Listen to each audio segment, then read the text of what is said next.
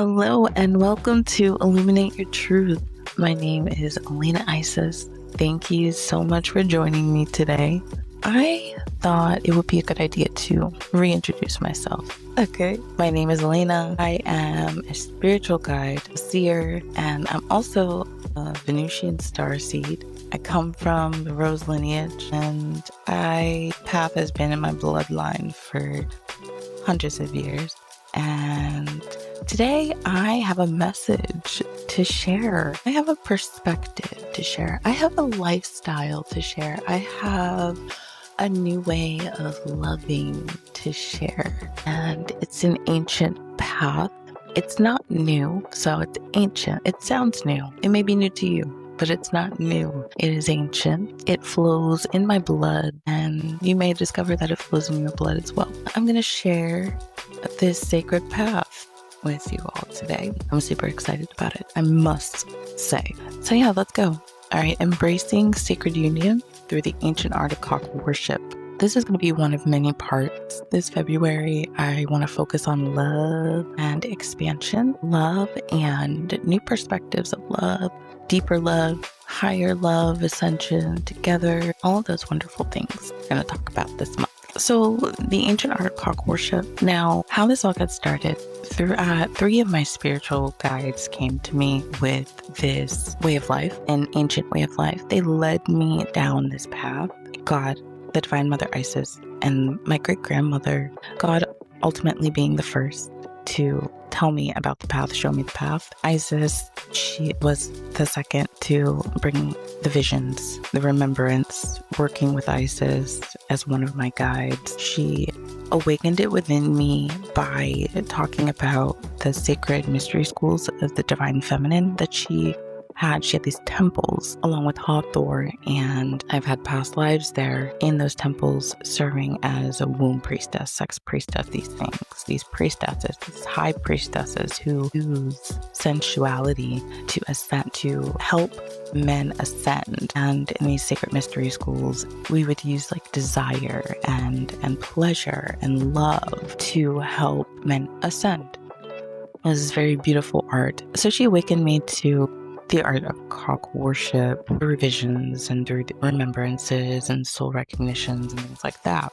She was the second. And then the third was, which is the most recent. So my great-grandmother, she came to me as well with the same path and mission. And she came to me 3 years ago, actually. And I'm just going to go into that because that was such a beautiful experience. I work with my ancestors a lot. It's something that is really important to me, healing ancestral trauma in my bloodline.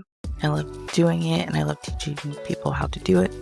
I actually have an ancestor prayer that I was working on yesterday, and it is up on my Etsy page. Go and check it out. That's really good to print out, have on your altar. A nice, safe prayer to say if you're starting a practice, trying to work with them, trying to work with your ancestors. So my great-grandmother came to me 3 years ago with a message.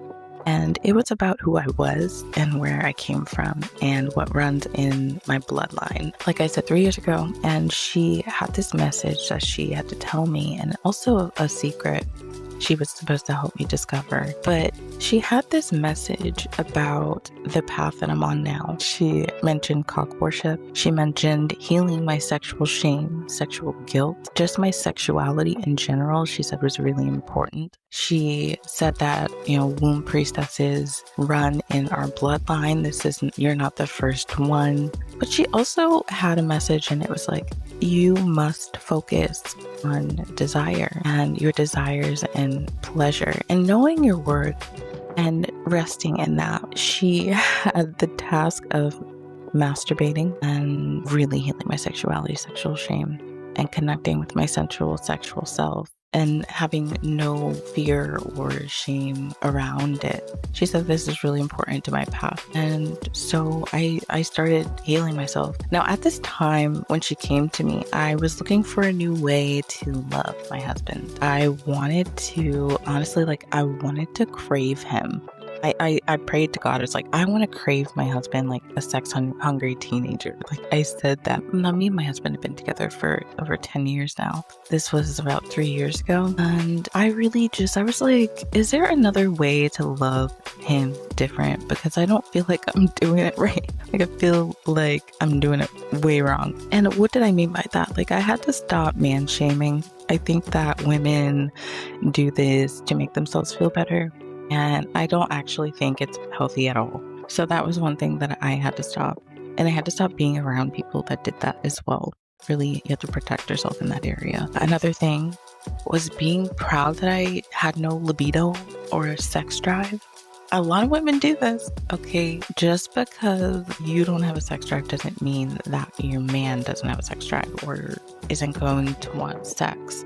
Now you have to realize that if you are going to be with a man, they have 7 times more testosterone than women, okay, which means they're probably going to want to have sex more than you. All right, they're probably going to want to have sex more than you. And you know what? There's nothing wrong with that. I think sometimes we shame men for having a crazy sex drive and wanting sex all the time or more than we do, but we have to take into account like that is human nature. A healthy man is going to want to have sex regularly. That is just how it is. So I had to take that into account. Now, this path, the path of cock worship, is a path where you have to take accountability. You have to take responsibility for your role in the relationship as a woman. As a man too, everybody has to take accountability for the role that they play in the relationship because you do play a role. And so I had to look at myself and I had to be like, what am I doing that he needs me to do that I'm not doing or he wants or desires? And so I was like, okay, well, our sex life, that definitely, he would come to me and he would want me to initiate and I just wouldn't do it.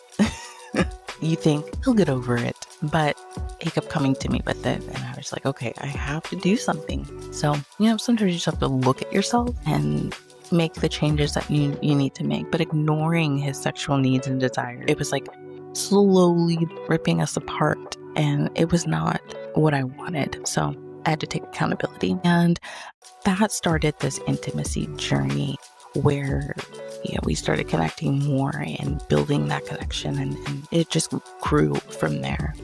Now my grandmother took me down this path of healing my sexual shame, sexual guilt, the sexuality and relationship to pleasure and desire and devotion. She really told me that I really needed to start loving myself and not feeling guilty for feeling pleasure, not feeling guilty for wanting to feel good. There you go.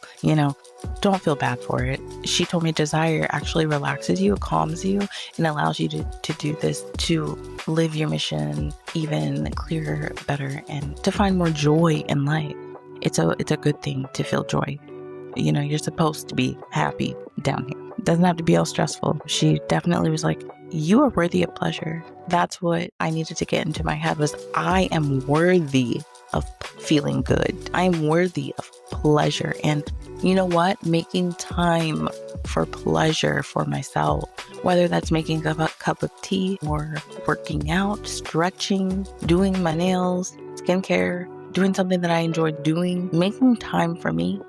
And if I feel like masturbating, doing that and not feeling guilty about it, actually allowing the orgasm to heal me instead and using it as medicine. So I had to really change my mind about a lot of things in this journey. Seeing my husband in a different light was huge. That mindset changes how you have to change how you see, think, and feel about this man. Because I was like I said, I really wanted to shift my perspective and I wanted to desire him, like a consistent desire. Now, if you are going to follow this path, you need to be able to trust this man. This has to be a really good man. Like he has to be really good to you. You have to feel safe around him. He has to be loyal, trustworthy. You guys communicate. This isn't someone who like you're kind of sketch about. Like, you don't know. Like no, you know. Because this is a path of devotion. And devotion is a beautiful thing. And it's all coming from your heart and what you want to give. Because we're sovereign here, okay? We fill up our cup first. We belong to ourselves first. And we are full. We give from our overflow. We give from our overflow of love. And that is the devotion. That man gets our mind, body, spirit because we decide daily to allow him to have that part of us, which is, wow, that's beautiful. All right. That's really important with this path, this sovereign devotion, because I say cock worship and then everybody's like, you're worshiping his cock. What do you mean? And it's like, well, yes, I am worshiping his cock and I'm worshiping him as a man fully. All right. That's the worship. And that is what creates the desire, because cock energy is a powerful energy. Cock energy is powerful. Now, what is cock energy? What does that feel like? All right, well, cock energy feels like how a man provides for you, how he holds it down for you. You can actually feel that. Like, that is what cock energy, that's a part of cock energy, is how a man holds it down, how a man will hold you down, how a man will conquer you, how a man will provide for you. And if you have kids with this man, how he will provide for the children. It's hot. Cock energy is hot. All right. And in that energy is the full man. Okay. The man is in there because that's his gusto. You know what I mean? And so cock energy is powerful. And when dropped at the gate of a woman's womb, whoa. Now my high priestesses out there, we really need to start connecting with our wombs, because kings, they do this. They will drop their cock energy at your womb gate and allow you to feel them before you even talk to them. So women, we really need to start connecting with our wombs and the gates of our womb. I'm going to talk about this a little bit more this month. Women and our 3 gates. But one of those gates is the womb gate. And that is one of the most important gates in our bodies. All right. And when the divine masculine, a king, we're not talking about just some random dude. Okay. We're talking about a king comes to you energetically, allows you to feel his cock energy, drops that at your gate, and you can experience the fullness of him. It's a beautiful thing. And not all kings do this to get you. Sometimes if a king is in your radius, they will recognize you as a queen, because our energy, we can feel each other and we can feel the people who have done the work, because they have the same resonance as us in ways. When a king drops his cock energy at your gate, he'll allow you to feel the fullness of him. And it's a beautiful thing. And if you are wanting that, or some kings just want to be seen, some kings just want to be felt, because it's not something that happens often for them. Or for the queen. And so sometimes it's just for, I just wanted you to see me. And as a queen, you use your discernment, and if you choose to see or feel, that's fine. But keep the gate closed if that's not what you want. But cock energy is powerful, and men are proud of their cock energy. Like, they are proud of what they bring. So you say, cock worship, you're worshiping a man and his cock. Yes, you're worshiping a man and his cock. And you're worshiping from a place of sovereign devotion, which means which is a very important part of this path, because if you're worshiping a man and you're obsessing over him, you want to be actually more obsessed with yourself first to keep it balanced. So you want the obsession to start with yourself, which entails the healing the sexuality, healing the shame, guilt, trauma. But sovereign, you want to stay sovereign. You belong to yourself. No one owns you. You pour into yourself first. And then devotion, it's the sacred offering of your heart, your body, your energy, because you choose to love this man fully. I love showing devotion to my man. And you know what? He shows it back. It's this balance that you have to have between the obsession with yourself and the obsession with him. In past relationships, I would literally pour all of myself into a person, all of myself into a man. I would lose myself. This path doesn't require that of you. And this path actually wants you to be more connected with yourself first, and then the connecting with the man fully. But you have to be connecting with yourself fully. That's really important. Connecting with yourself fully first. It protects you, and it allows you to love deeper, because you love yourself too, and you know what you're worthy of, and you know who you are. The path of cock worship is a path of wild desire. That's what I call it, a path of wild desire. It brings you closer together with your partner. I really do feel like it has definitely changed my relationship and made it way better. Not even gonna lie, just way better.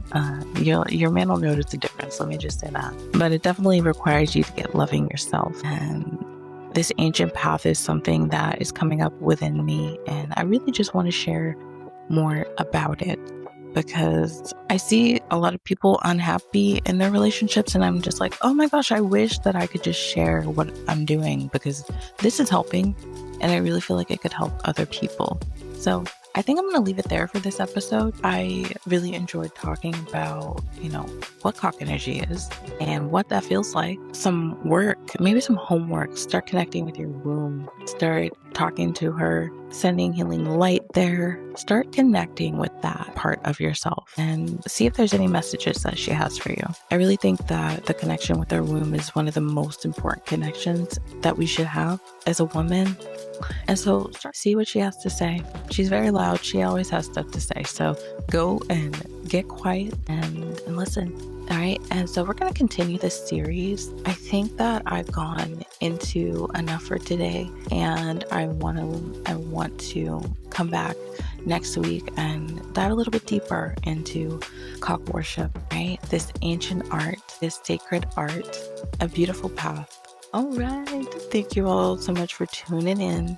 A little update. Go and check out my Etsy shop. I've really been having some fun on there. And go follow me on Instagram. I really hope you all have a wonderful day. I actually think it's snowing right now again. I'm seeing a little bit of snowfall. Oh, gotta love that. All right. I love you guys. Have a wonderful, beautiful day. And bye for now.